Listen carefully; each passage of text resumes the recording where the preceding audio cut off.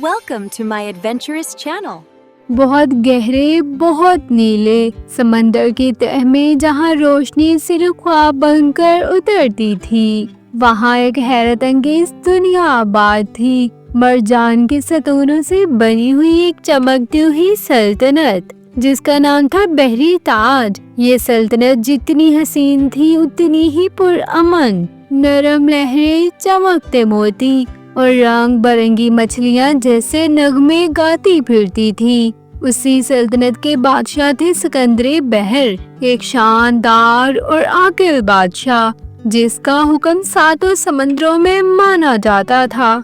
उनकी 6 बेटियां थीं और उनमें सबसे छोटी और सबसे महबूब थी शहजादी नाज़बीन। नाज़बीन बाकी सब जल परियों से मुख्तलिफ थी। उसके लंबे बाल स्याह समंदरी रेशों की तरह बहते और उनमें रोशनी यूं टूटती जैसे चांद पानी में डूब गया हो। उसकी आंखें गहरे नीले रंग की थी जिनमें पूरी समंदर की खामोशी छुपी थी। उसके दुम नीले मोतियों की तरह चमकती थी जैसे किसी ने पानी के रंगों में ख्वाब मिला दिए हों। उसकी सबसे करीबी सहेली थी एक चंचल छोटी मछली मोती जो हमेशा कहके लगाती रहती, और एक दानिशमंद मगर मज़ाहिया दरबारी केकड़ा रोशन दिल जो नाज़बीन का मुहाफिज भी था और मशीर भी। लेकिन नाज़बीन का दिल हमेशा किसी और जहान में उलझा रहता। जब उसकी बहनें मोतियों के जेवरात और मरजान के महलात की बातें करती,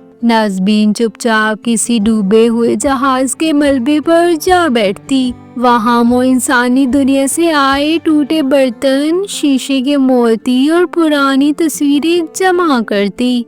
उनमें सबसे कीमती एक तस्वीर थी, एक नौजवान शहजादे की। उस तस्वीर में वो यूं मुस्कुरा रहा था जैसे सूरज पहली बार समंदर पर चमका हो। नाज़बीन अक्सर इस तस्वीर को हाथों में पकड़कर आहिस्ता से कहती, काश मैं जान पाती कि तुम कौन हो। जब नाज़बीन ने 15 साल की उम्र पाई तो रवायत के मुताबिक उसे पहली बार सतह आब पर जाने की इजाजत मिली। उस रात समंदर बिल्कुल पुरसुकून था और चांद ने पानी पर चांदी की तरह चादर बिछा दी थी। नाज़बीन आहिस्ता आहिस्ता ऊपर आई। पहली बार हवा के लम्स ने उसके चेहरे को छुआ। अचानक उसकी आंखों के सामने एक बहुत बड़ा जहाज आया, रोशनियों, मौसीकी और हंसी से भरा हुआ।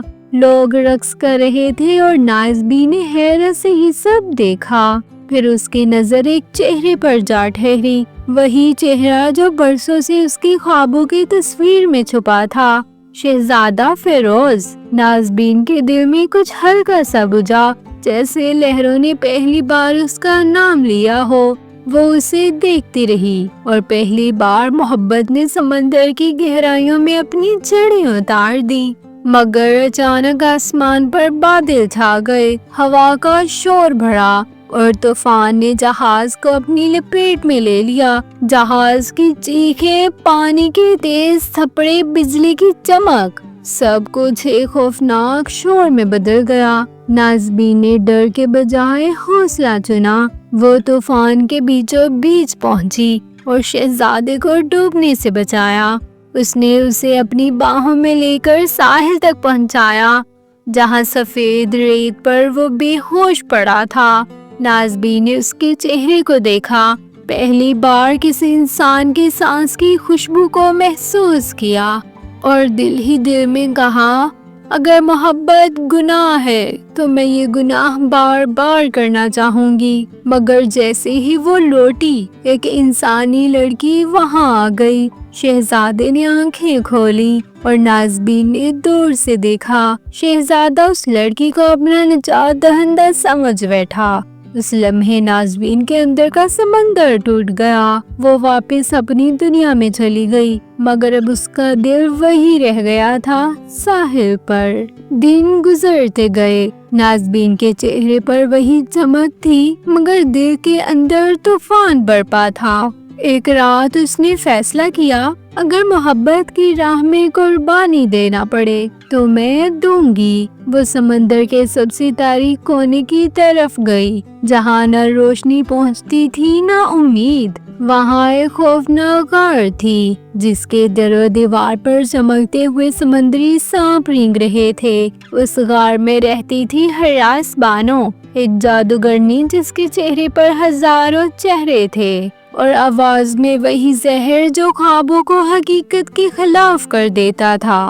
ہراس بانو نے نازبین کو دیکھ کر مسکرا کر کہا، آہ چھوٹی جل پری، تمہارا دل تمہیں تباہ کر دے گا۔ نازبین نے بہادری سے کہا، میں انسان بننا چاہتی ہوں، میں شہزادہ فیروز کے ساتھ رہنا چاہتی ہوں۔ ہراس بانو ہنسی، ممکن ہے مگر قیمت بہت بھاری ہوگی۔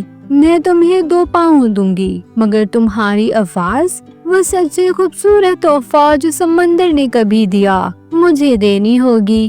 نازبین کے چہرے پر آنسو چمکنے لگے۔ اگر اس کی یاد میرے دل میں باقی رہے تو میں بولنے سے کیا کروں گی؟ اور اس نے ہراس بانو کا سودا قبول کر لیا۔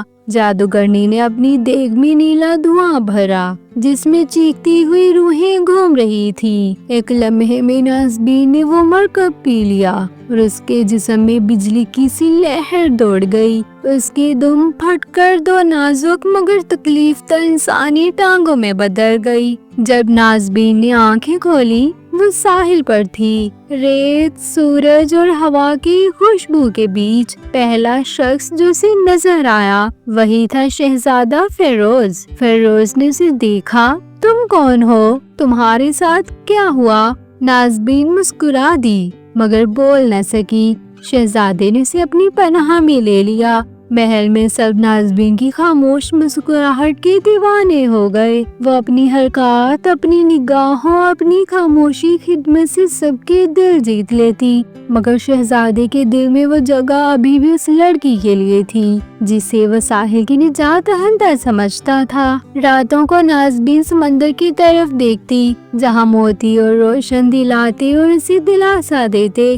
روشن دل اکثر کہتا، اگر کسی دن تمہارے آنسو بہیں تو یاد رکھنا سمندر ہمیشہ تمہارے ساتھ بہتا رہے گا۔ وقت گزرتا گیا اور ایک دن شہزادے نے اعلان کیا کہ وہ اسی لڑکی سے شادی کرے گا جو حقیقت میں نازبین نہیں تھی۔ نازبین کی دنیا ٹوٹ گئی۔ اسی رات اس کی بہنیں سمندر سے نکلی۔ ان کے بال کٹے ہوئے تھے اور آنکھوں میں آنسو تھے۔ انہوں نے نازبین کو ایک خنجر دیا۔ یہ ہراس بانو نے دیا ہے، اگر تم شہزادے کا خون اپنے پاؤں پر گرا دو تو تم واپس جل پری بن جاؤ گی۔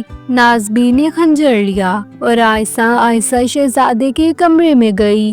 وہ اپنی دلہن کے ساتھ سکون سے سو رہا تھا۔ نازبین نے خنجر اس کے چہرے کے قریب لایا مگر پھر رک گئی۔ اس کے دل نے کہا، محبت لین دین نہیں، قربانی ہے، میں اسے مار کر نہیں پا سکتی۔ اس نے خنجر سمندر میں پھینک دیا اور صبح کی پہلی روشنی کے ساتھ خود کو لہروں کے حوالے کر دیا۔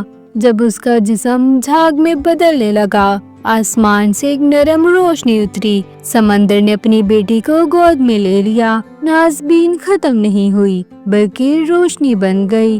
وہ اب ہر بوند میں، ہر لہر میں موجود تھی۔ جب بھی کوئی محبت میں قربانی دیتا، سمندر کی لہروں میں ایک مدھم سرگوشی سنائی دیتی، میں نازبین ہوں، محبت ابدی ہے۔ اور کبھی کبھی جب شہزادہ فیروز سمندر کی طرف دیکھتا، اسے لگتا کوئی اس کے آس پاس ہے، کوئی جو کبھی بولا نہیں مگر سب کہہ گیا۔ تو یہ کہانی صرف ایک جل پری کی نہیں بلکہ ہر اس دل کی کہانی ہے جو محبت کے لیے خاموشی اختیار کرتا ہے، کیونکہ محبت وہ ہے جو رہ جائے چاہے سب کچھ چلا جائے۔